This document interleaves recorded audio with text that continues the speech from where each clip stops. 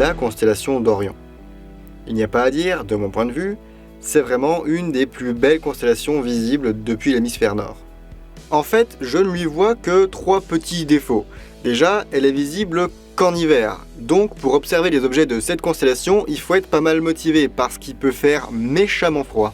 D'ailleurs, quand j'avais fait cette image de la tête du cheval, depuis les Alpes, le miroir de mon réflexe était resté gelé en position ouverte. Ça marche moins bien. Un autre truc un peu dommage, c'est que cette constellation, elle est vraiment basse sur l'horizon. En tout cas en France, puisqu'elle est située au niveau de l'équateur céleste, donc il n'est pas possible d'exploiter à fond les longues nuits hivernales, et les turbulences atmosphériques risquent de vite rendre les images floues si on cherche à beaucoup zoomer dans les détails des nébuleuses. Et bon, ça c'est mon avis personnel, mais je trouve qu'il manque une ou deux belles galaxies dans cette région du ciel. Alors je sais bien que la saison des galaxies c'est plutôt au printemps, un petit peu après, mais imaginez une nébuleuse dans le style d'Orion ou de la tête de cheval, ou une autre d'ailleurs, avec une belle galaxie spirale dans un coin. Ce serait génial. Alors techniquement, des galaxies, il y en a dans cette zone du ciel. Il y en a dans la constellation d'Orion, comme partout ailleurs sur la voûte céleste. D'ailleurs, si on regarde cette photo de la tête de la sorcière prise par l'apotime, alors oui, je sais, je vous montre tout le temps cette image, mais je la trouve vraiment trop belle. On y retrouve évidemment la fameuse grande nébuleuse en réflexion, mais il y a aussi quelques petites galaxies qui sont visibles et très jolies.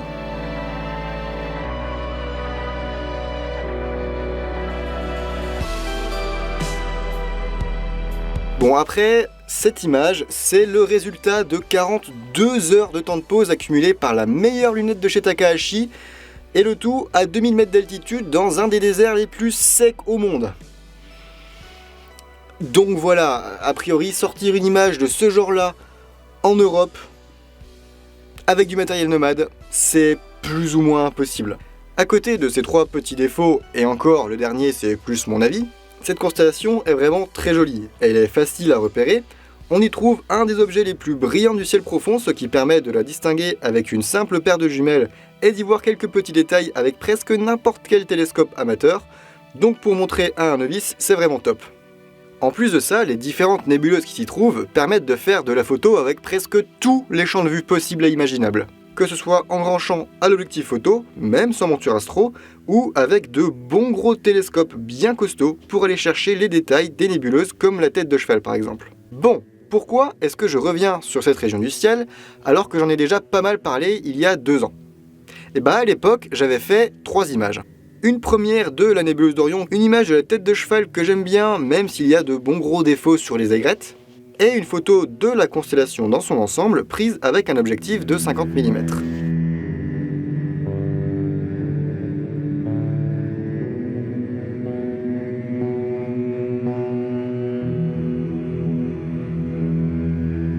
Et autant les 2 premières images, je les aime bien, autant l'image grand champ, je la trouve vraiment trop vide à mon goût. On y voit effectivement la nébuleuse d'Orion, et heureusement, et on y voit aussi la nébuleuse de la tête de cheval, même si pour celle-là, il faut savoir qu'elle est là pour la voir. Ce qui est dommage avec cette image, c'est qu'elle ne rend pas du tout compte de la diversité des objets qu'on trouve dans la constellation d'Orion, qui est remplie de nébuleuses de taille, couleur, luminosité complètement différentes. Et là, il y a juste rien du tout, quoi. Et c'est un petit peu dommage. Donc le but de cette vidéo, ça va être de faire mieux. C'est bien comme objectif, mieux, non ? Si, moi je dis que c'est bien. Et on va faire ça en 2 étapes. On va commencer par faire comme la dernière fois avec un réflexe et un objectif grand angle, mais avec du meilleur matériel. Puis on va recommencer avec cette fois un montage un peu spécial. Je pense que c'est le bon terme. Perso, j'appelle le montage en mitrailleuse Thompson. Vous allez comprendre pourquoi. Mais commençons par le premier essai qui va être l'échauffement. Et ce que je vais faire, c'est que je vais mettre mon objectif Tamron 35 mm à f1.8 sur mon boîtier Canon 90D. Et il va y avoir plusieurs différences entre ce nouveau montage et l'ancien montage qu'on avait utilisé la dernière fois. Pour commencer, l'objectif de 35 mm a un champ qui est plus large que le 50 mm.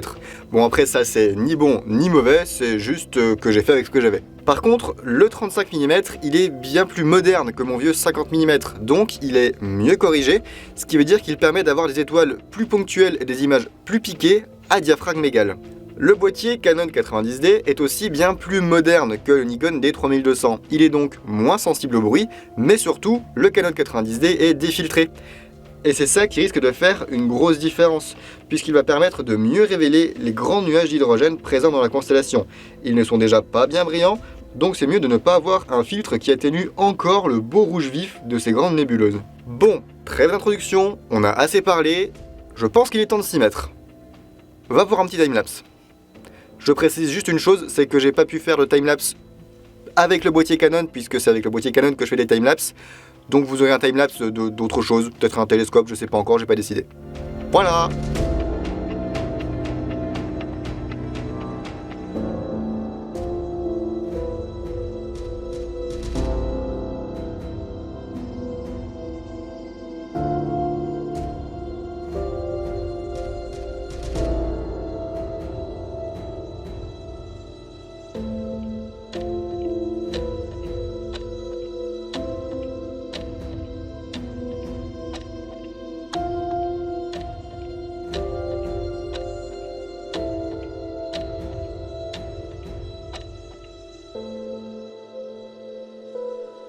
Si on regarde ne serait-ce que les images brutes de cette première nuit, il y a déjà beaucoup de belles choses à voir. La nébuleuse d'Orion et la tête de cheval sont clairement visibles, sans forcer les contrastes, et il y a même cet élément ici que l'on appelle la boucle de Barnard.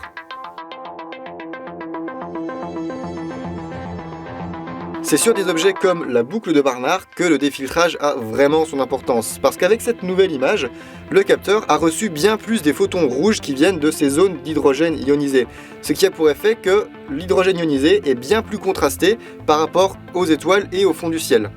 Si j'enlève le gradient de cette image brute, il y a déjà plus de détails sur cette image unique que sur l'image assemblée d'il y a 2 ans. Donc ça n'augure que du bon, parce que ça, c'est une seule image de 10 minutes à ISO 400. Et j'en ai une nuit complète des comme ça. Donc il est temps d'assembler tout ça.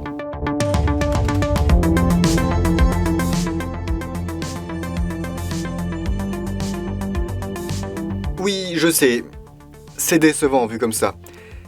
Mais il faut qu'on parle d'un truc, et cette vidéo ce sera le bon moment pour en parler. La pollution lumineuse. Non mais c'est pas possible, putain de... Non mais...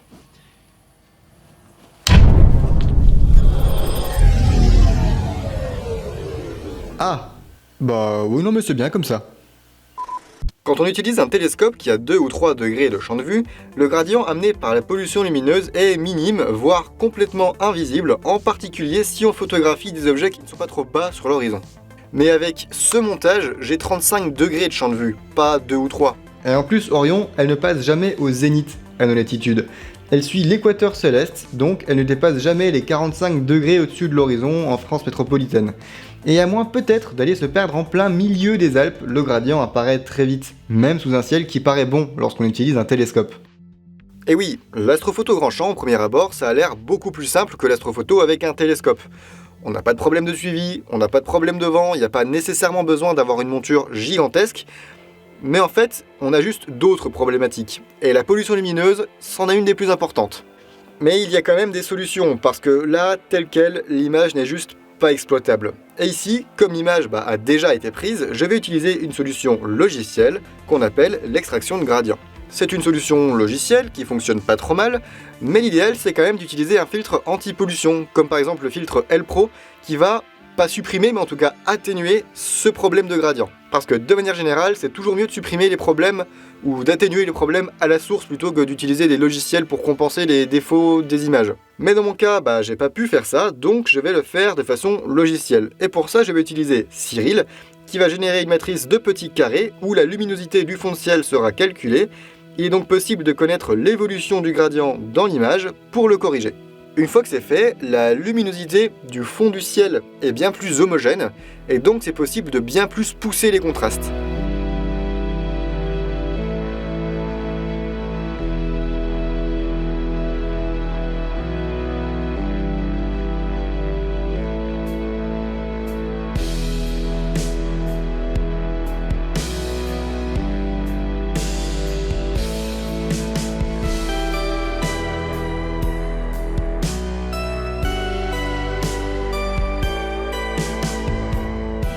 Et là, ça commence à être bien cool, parce que dans cette image, il y a tous les objets que j'espérais choper il y a 2 ans. Déjà, la tête de cheval est clairement visible, alors que sur l'ancienne image, c'était nettement plus approximatif. En plus de ça, on voit bien mieux la nébuleuse de Casper le fantôme. Enfin, on voit mieux la nébuleuse. Le fantôme, je vous avoue que... Bah là, toujours pas. Honnêtement, non.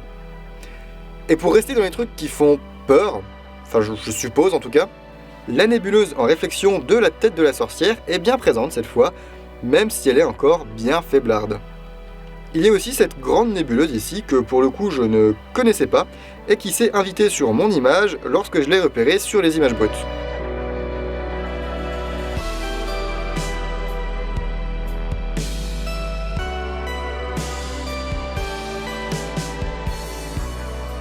Alors, j'ai pas trouvé le nom de cette grande nébuleuse qui fait peut-être partie de la boucle de Barnard, je sais pas. Mais si elle s'était appelée la nébuleuse de la tête de l'extraterrestre, j'aurais dit oui, parce que pour le coup, il y a vraiment de l'idée. Et en plus, c'est thématique. En plus de tout ça, déjà la dernière fois, j'espérais réussir à faire ressortir la boucle de Barnard, ce gigantesque nuage d'hydrogène ionisé. Mais ça avait été tellement un échec de ce point de vue-là qu'au final, j'en ai même pas parlé dans la vidéo, histoire de pas trop appuyer sur l'échec de cette image grand champ. Mais aujourd'hui, je l'ai eu.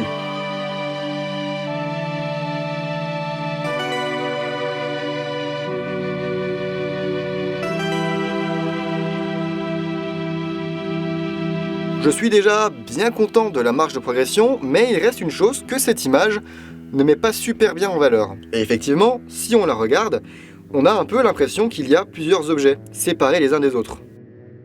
Et souvent, quand on regarde des images d'astro, c'est un bon raisonnement à avoir. Si on prend l'exemple de cette image, on a 2 objets principaux, et si on n'a aucune idée de ce qu'on regarde, comme il n'y a pas de profondeur de champ sur les images astro, on ne sait pas trop s'ils sont sur le même plan, ou s'ils sont situés très loin de l'autre et qu'ils ont des tailles très différentes. Bon, sur cette image, il y a un bon indice. Ça, c'est la nébuleuse planétaire du hibou. C'est le reste de l'explosion d'une étoile en fin de vie. Et les nébuleuses planétaires, ce sont des objets plutôt petits à l'échelle d'une galaxie, avec quelques années-lumière de diamètre tout au plus. Et ça, c'est une galaxie qui, à l'échelle d'une galaxie, fait la taille d'une galaxie. Oui, effectivement, c'est pas faux, je suppose. Bref, tout ça pour dire que comme ça c'est dans une galaxie et que ça c'est une galaxie, ces 2 objets ne peuvent pas être sur le même plan.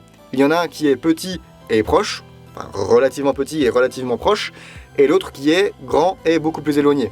Mais dans le cas de notre image, il n'y a pas d'indice visuel qui pourrait nous aider. Est-ce que ça c'est une grande boucle sur le même plan qu'Orion, ou est-ce que c'est une boucle de la même taille qu'Orion, mais qui serait plus proche? Comme ça, juste avec cette image, c'est difficile à dire. Un moyen d'avoir des indices et pourquoi pas de pouvoir répondre à cette question, ce serait de réussir à voir des nuages ionisés encore plus sombres que ceux qu'on voit actuellement. Parce que si tous les objets de l'image n'en sont en fait qu'un seul, ils seront reliés par des petits filaments de matière entre eux, qui vont être beaucoup plus sombres, mais qui vont devenir visibles si je peux encore plus pousser sur les contrastes. Ce que je peux pas trop faire avec mon image actuelle. Et le problème, c'est que si je continue avec la même méthode, donc le réflexe défiltré et l'objectif de 35 mm, je vais juste continuer à augmenter le signal de la pollution lumineuse et peut-être un petit peu celui du nuage d'hydrogène. Mais il faudrait un moyen plus efficace. Une solution éventuelle, ce serait de se trouver un coin qui soit encore mieux niveau pollution lumineuse, notamment au sud, là où se trouve Orion. Le problème, c'est que je peux difficilement faire mieux, à moins de faire 1 ou 2 heures de route tous les matins et tous les soirs. Le problème, c'est que comme je travaille le lendemain de mes nuits d'astro, souvent, c'est un peu compliqué à faire. Heureusement, j'ai ce montage ici. Cette partie-là, caméra astro plus roi filtre, vous commencez à les connaître, en général je les mets sur un télescope. Et l'avantage c'est que dans la roue à filtre, j'ai le filtre H-alpha.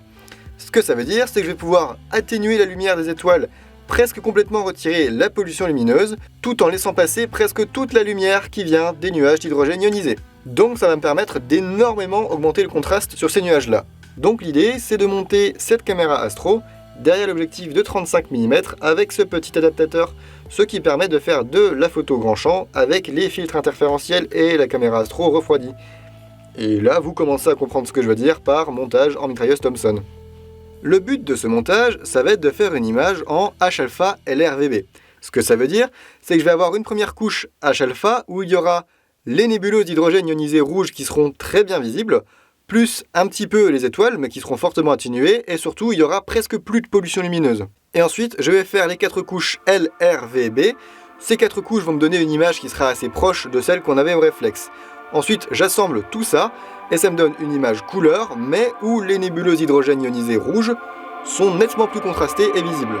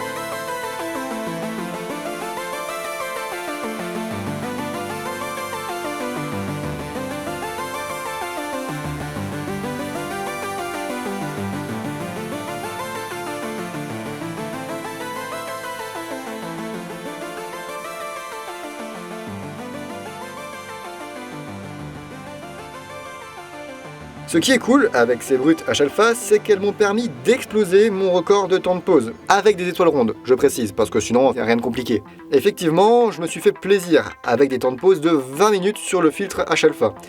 Et il faut avouer que ça fait des merveilles, parce que les détails sont déjà assez monstrueux. Au passage, on peut dire merci au système de refroidissement de la caméra qui a maintenu le capteur à moins 20 degrés toutes les nuits. Parce que sans ça, à mon avis, les 2 bourrelets qui sont déjà bien visibles sur les images brutes aurait mangé la moitié de l'image, et ça aurait été un petit peu dommage. Mais bon, tout ça, ça va partir au pré-traitement et au traitement, donc c'est pas bien grave, et j'ai 2 nuits sur la couche H-alpha, plus une 3e nuit sur la couche LRVB, enfin sur les couches LRVB, donc il est temps d'assembler tout ça. Ça va être long, mais ça devrait être classe, en tout cas j'espère.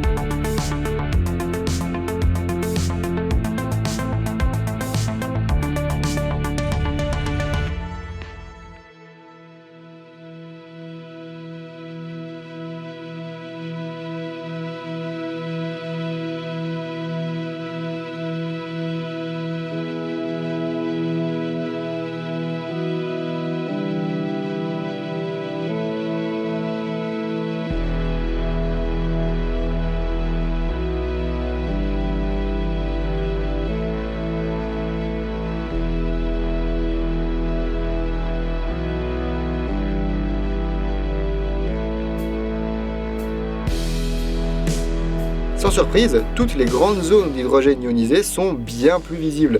Et pour le reste, il n'y a pas beaucoup de différence. Par exemple, pour la tête de la sorcière, elle n'est pas mieux révélée, tout simplement parce que le filtre H-alpha l'a coupée en grande partie lors des 2 nuits que j'ai passées avec ce filtre.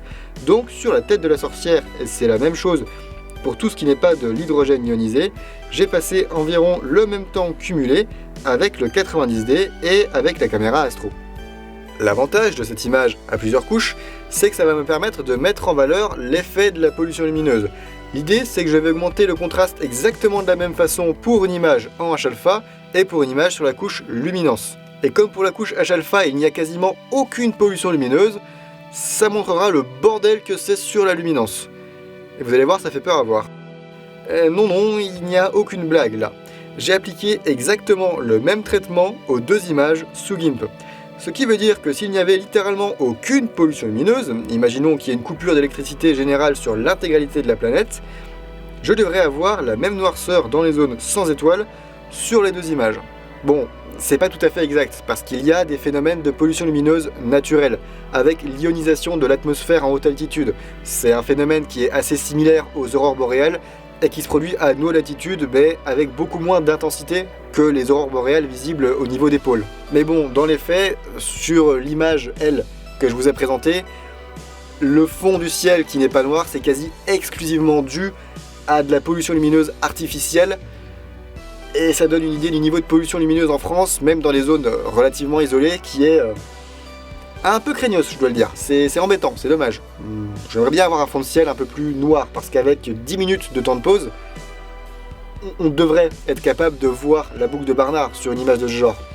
Et là, on voit rien du tout, on voit juste les plus brillantes avec la nébuleuse de la tête de cheval et Orion. Tout le reste est cramé dans la pollution lumineuse, c'est un petit peu dommage. Et avec tout ça, je préfère presque l'image H-alpha en noir et blanc, même par rapport à celle en couleur. Les détails dans toutes ces nébuleuses sont vraiment incroyables sur cette couche H-alpha de 7 heures de temps de pause cumulé par tranche de 20 minutes.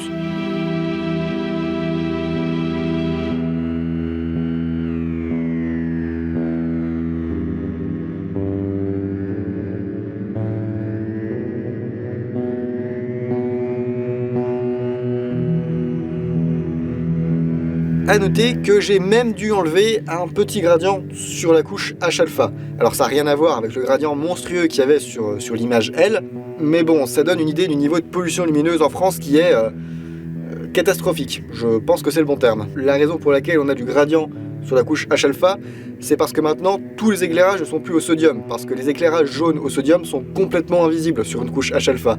Mais les éclairages LED, eux, ils ont un spectre qui couvre tout le spectre du visible, donc ils polluent même un peu les images H-alpha, toutes les images, même peu importe le filtre qu'on utilise.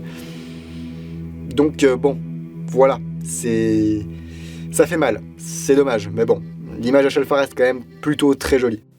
Et effectivement, avec cette image, on voit bien que la boucle de Barnard, la tête de cheval et la nébuleuse d'Orion ne sont en fait qu'un seul et même objet de 300 années-lumière de diamètre. C'est un objet absolument gigantesque qui n'est que 10 fois plus petit que le petit nuage de Magellan, qui est une galaxie satellite de la Voie lactée. Donc on parle d'une nébuleuse qui est comparable en taille à de très petites galaxies. C'est quand même pas rien. Ceci dit, c'est même pas le pire. Dans la galaxie du Triangle, la nébuleuse NGC 604 fait 1500 années-lumière de diamètre. Et la nébuleuse de la Tarentule, dans le grand nuage de Magellan, fait une taille similaire. Mais bon, là, on arrive aux tailles des plus grandes nébuleuses connues de notre groupe local de galaxies. Et pour ceux qui douteraient encore que cette image montre que tous les objets de la constellation d'Orion n'en sont en fait qu'un seul, je vous propose de pousser le délire encore plus loin avec une image de Drew Sullivan de l'Ancient Starlight. Quand j'ai vu ça, j'étais entre la fascination et la frustration. Parce que mon image H-alpha, dont j'étais quand même plutôt fier, maintenant elle va passer pour une image de pré-débutant à côté de la sienne. Parce que lui il a quand même tabassé mais méchamment.